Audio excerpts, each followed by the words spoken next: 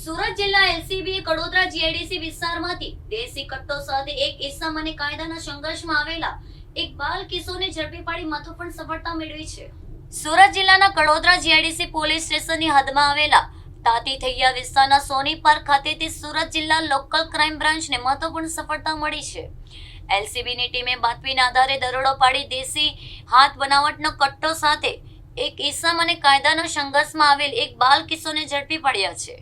પોલીસે બંને પાસેથી ગેરકાયદેસર હથિયાર કબજે કરીને કાયદેસરની કાર્યવાહી હાથ ધરી છે. પ્રાથમિક તપાસમાં આરોપીઓ ગેરકાયદેસર રીતે હથિયાર સાથે ફરતા હોવાનું સામે આવ્યું છે. પોલીસે બંનેની પૂછપરછ કરીને હથિયાર ક્યાંથી મેળવ્યું અને તેનો શું ઉપયોગ કરવાના હતા તે અંગે તપાસ કરી રહી છે. ઉપરાંત આ હથિયાર પાછળ અન્ય કોઈ વ્યક્તિ અથવા ગેંગની સંડોવણી છે કે નહીં તે દિશા પણ તપાસ ચાલી રહી છે. આ કામગીરી સુરત જિલ્લા એલસીબીની સતર્કતા અને ઝડપી કાર્યવાહીનું પરિણામ હોવાનું પોલીસ અધિકારીઓએ જણાવ્યું છે. ગેરકાયદેસર હથિયારો સામે કડક કાર્યવાહી કરીને ગુનાખોરી પર અંકુશ લાવવાનો પ્રયાસ કરવામાં આવી રહ્યો છે.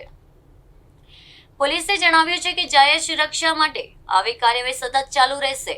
આ સફળ ઓપરેશનથી વિસ્તારમાં કાયદો અને વ્યવસ્થા વધુ મજબૂત બનશે તેવી આશા વ્યક્ત કરવામાં આવી છે.